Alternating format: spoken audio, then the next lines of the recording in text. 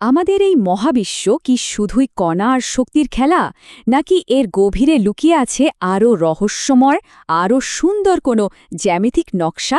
আজকে আমরা এমনই এক ধারণার গভীরে যাব যা বলছে আমাদের এই চেনা বাস্তবতা হয়তো এক গভীরতর জ্যামিতিক উৎস থেকে জন্ম নেওয়া একটা প্রতিচ্ছবি মাত্র।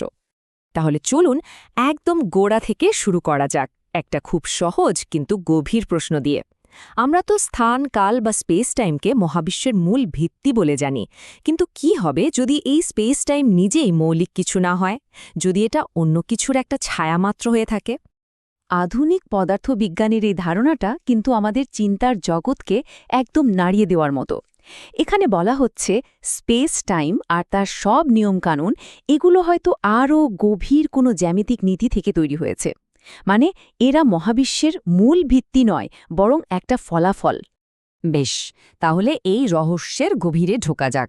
আমাদের প্রথম সূত্রটা আসছে একেবারে অত্যাধুনিক তাত্ত্বিক পদার্থবিজ্ঞানের জগৎ থেকে। কণা পদার্থবিদ্যায় গণনা পদ্ধতির এই বদলটা সত্যি অসাধারণ। ভাবুন তো একবার, আগে দুটো কণার মধ্যেকার ইন্টারাকশন হিসাব করতে হাজার হাজার জটিল ফেইনম্যান ডায়াগ্রাম ব্যবহার করতে হতো। আর এখন বিজ্ঞানীরা কি করছেন? শুধুমাত্র একটা জ্যামিতিক বস্তুর আয়তন মেপে সেই একই উত্তর বের করে ফেলছেন। হাজারো জটিলতা থেকে কি সুন্দর এক সরলতায় উত্তরণ! আর এই জ্যামিতিক বস্তুটার নাম হল অ্যাম্প্লিচুহেড্রন।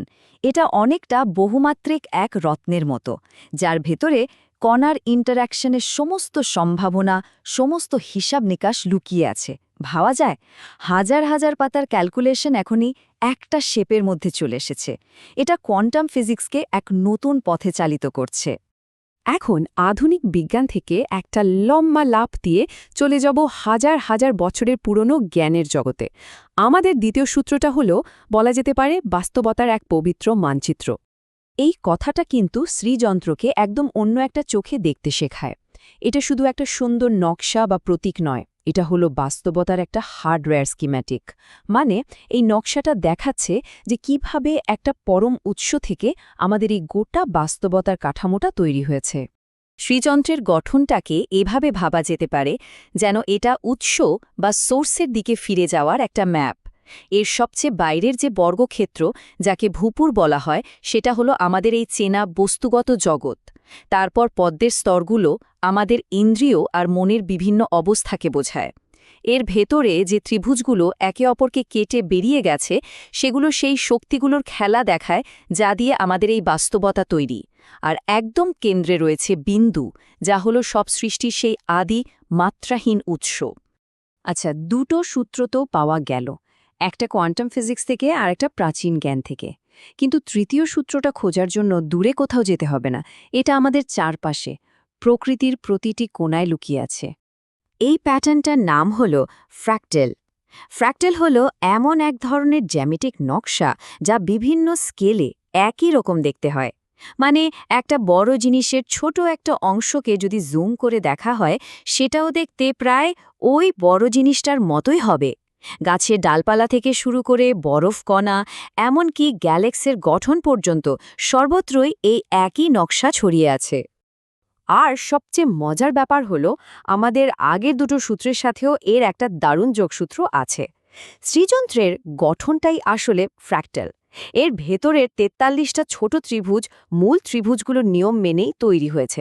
আর অ্যাম্প্লিটিউহেড্রন, যদিও এটা টেকনিক্যালি একটা ফ্র্যাক্টাল নয়, কিন্তু এর গঠনেও ফ্র্যাক্টালের মতোই পুনরাবৃত্তিমূলক প্যাটার্ন দেখা যায়। তাহলে আমাদের হাতে এখন তিনটে সূত্র, একটা কোয়ান্টাম রত্ন, একটা প্রাচীন নকশা, আর প্রকৃতির এক সর্বজনীন প্যাটার্ন।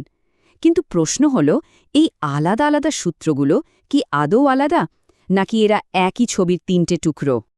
আসলে এগুলোকে আলাদা ভাবার কোনো কারণই নেই, বরং ভাবা যেতে পারে এরা হলো একই বাস্তবতাকে দেখার তিনটে আলাদা চশমা।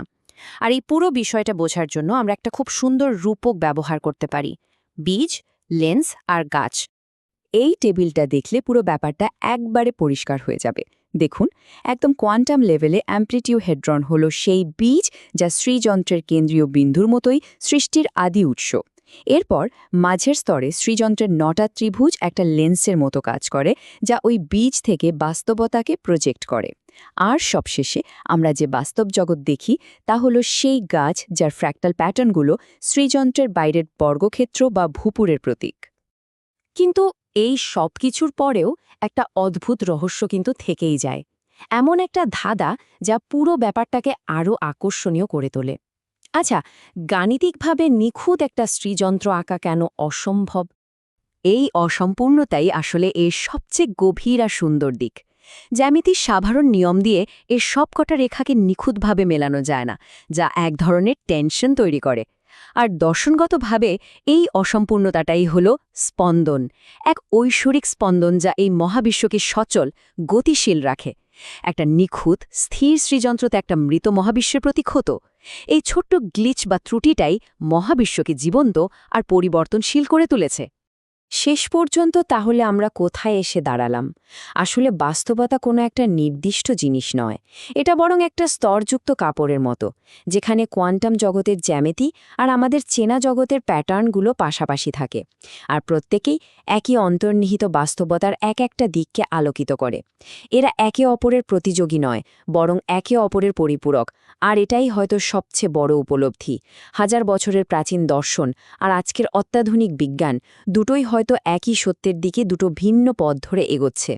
মহাবিশ্বকে বোঝার আসল চাবিকাঠিটা হয়তো এই ভিন্ন ভিন্ন লেন্সের মাধ্যমে এর ঐক্যবদ্ধ সৌন্দর্যকে উপলব্ধি করার মধ্যেই লুকিয়ে আছে।